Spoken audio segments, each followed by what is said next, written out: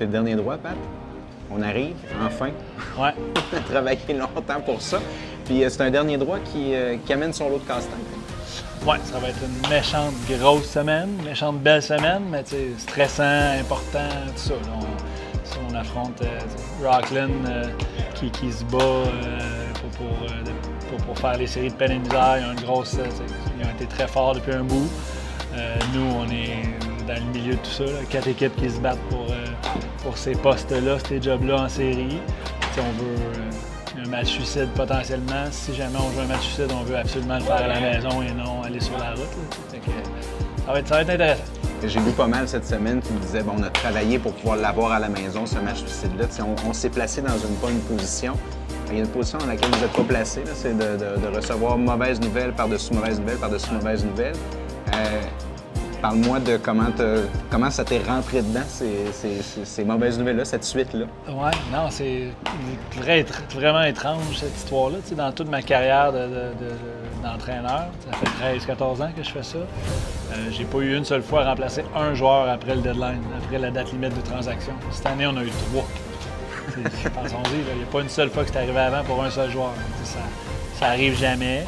J'ai senti un essoufflement, mini-dépression collective là, en perdant des joueurs clés, des membres importants, appréciés.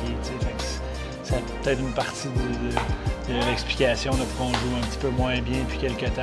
Ceci dit, évidemment, on a vu les acquisitions qu'on a été capable d'aller chercher. C'est des gros morceaux, je pense, c'est des joueurs qui vont venir nous aider. Mais n'empêche que de perdre un Crowell, un Lebreu puis un Bois, finalement, qui jouait à tous les jours et qui en profitait. C'est triste, c'est plate, c'est dommage. Il faut regarder de l'avant, mais c'est toute une histoire encore une fois. Puis les remplacements, les joueurs de remplacement que tu as réussi à trouver, j'imagine que le premier que tu réussis à dénicher, tu te dis, Colin, j'ai été chanceux, j'ai tiré sur le baseball majeur, là, tu sais. Mais là, j'en ai un autre, puis un autre à aller chercher. Ça a quand même, dans les circonstances, plutôt bien tourné, ça se peut-tu? Oui, tout à fait. Je suis très heureux des acquisitions. Tu sais, Bird est un gars que, peu importe quand dans l'année, peu importe l'année, c'est un gars sur qui on sauterait. C'est un CV comme ça, un frappeur comme ça, on n'a jamais eu à Québec. Okay. Là, c'est sûr qu'il n'est pas game shape. Il arrive ici, il n'a pas joué de l'année. On a pris cette chance-là, sachant qu'il n'est pas en mode match encore, mais on espère qu'avec tout le talent qu'il a, ça va cliquer rapidement. Tu as eu à peu près 90 matchs pour te forger une idée de ton alignement, de ton line-up pour les séries. Puis là, tu as un autre 6 matchs pour essayer de trouver une nouvelle formule. Est-ce que c'est complexe? Parce que, tu sais, en défensive, on sait pas mal qui va où, mais ton ordre au bâton, ça change pas mal maintenant. C'est complexe, puis honnêtement, cette année, il a changé fréquemment. C'était qui ton deuxième frappeur? C'est une question à laquelle ça a été difficile de répondre cette année quand même. Oui, non, il a changé fréquemment. On a des gars clés qu'on a bougés toute l'année. On a des gars clés qui ont été dans de très bonnes séquences, puis dans de très mauvaises séquences par la suite. Donc, ça amène des changements également.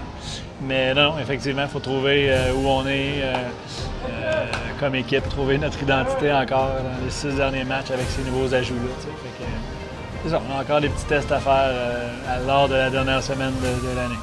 Les tests à la dernière semaine de l'année. Fait que, si je comprends bien, tu as mieux dormi la semaine passée malgré tout que tu vas dormir cette semaine, ça se peut-tu? La semaine passée, ça a été passager, mais cette semaine, il n'y a plus de changement. On y va avec ce qu'on a, on gère ce qu'on peut gérer, mais ça va être tous des matchs importants. Mais on va regarder les résultats à l'extérieur de Québec aussi. Fait que ça va être une grosse semaine de baseball. On s'en souhaite une bonne, Pat. Merci. Merci.